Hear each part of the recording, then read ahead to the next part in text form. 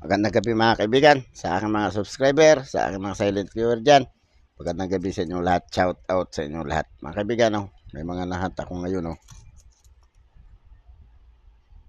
2021, 10 peso, age 3. 2021 din to. Age 3 din to. Ito 1998 mga kaibigan, 5 peso 1998 NGC.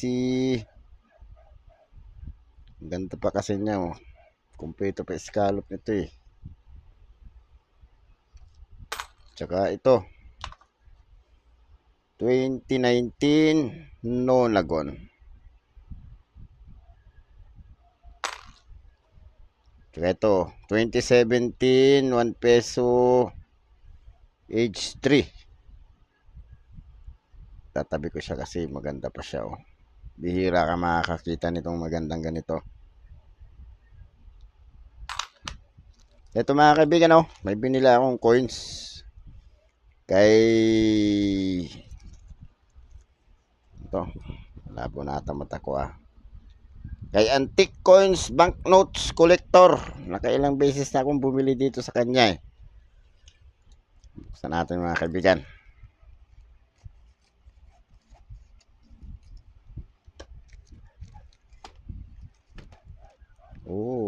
Ganda ng pagkasilyo niya,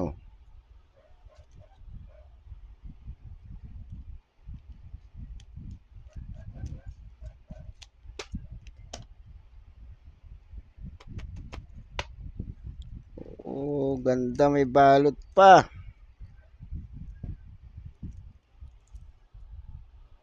Wala siyang previous ngayon. Nung nakaraan may previous .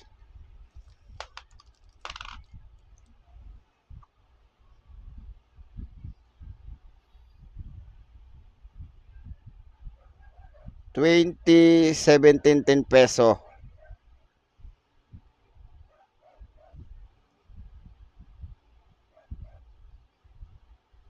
Ayan mga kaibigan. Binili ko ito ng 250 free charge. Walang delivery fee. Parang frosted pa, Frosted nga.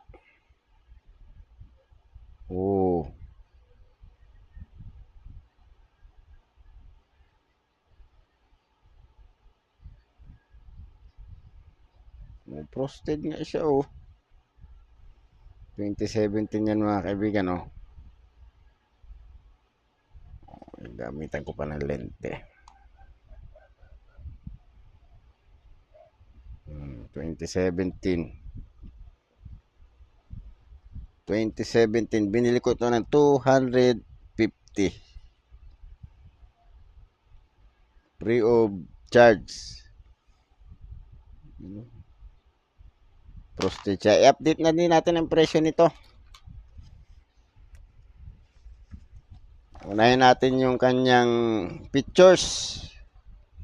10 peso, issuer Philippines, issuing bank, Central Bank of the Philippines, period Republic, type standard circulation coins, year 2017 to 2020, value 10 peso, currency peso, composition nickel plated steel. Magnetic talaga ito mga kaibigan. Frosted talaga siya mga kaibigan,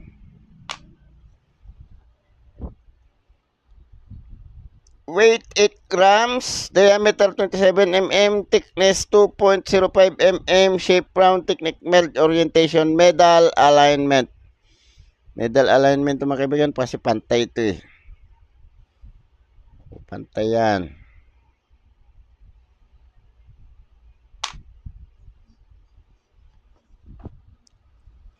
Obverse at left burst of Apollinario Mabini facing front left, front right at right ear, denomination and mint mark superimposed on repeated my microtext of country name.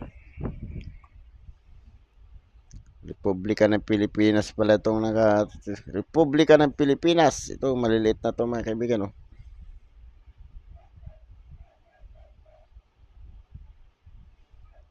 Mga kaibigan.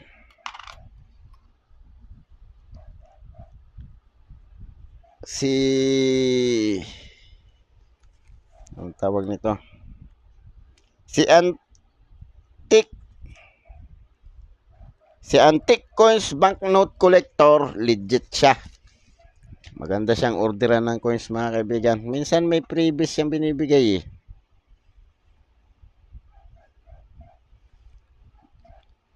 Reverse. At left, Kappa, Medinilla, Magnifica, Flower at right seal of Central Bank of the Philippines, superimpose of repeated microtext of its name. Paulit-ulit daw itong sa likod niya. Bangko Sentral ng Pilipinas, Bangko Sentral ng Pilipinas. Ito Kappa. Ito yung silyo.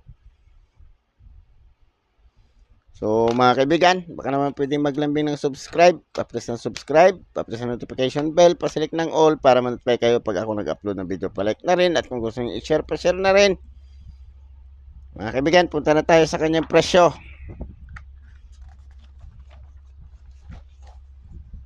Ang 2017, extra fine 79, almost uncirculated 94, almost uncirculated 100. 2018 fine, 14 pesos hanggang very fine, extra fine 63, 68 almost uncirculated, 68 ang uncirculated. Ang 2019 mga kabing, extra fine lang, 69 pesos. Ang 2020 ang pinakamahal, 130 ang almost uncirculated mga kaibigan. Mahal ang 2020 di ba? Pero ito mga kaibigan, binili ko ng 250 free of charge kay Banknote Antiques Collector. So mga kaibigan, maraming salamat. Magandang gabi.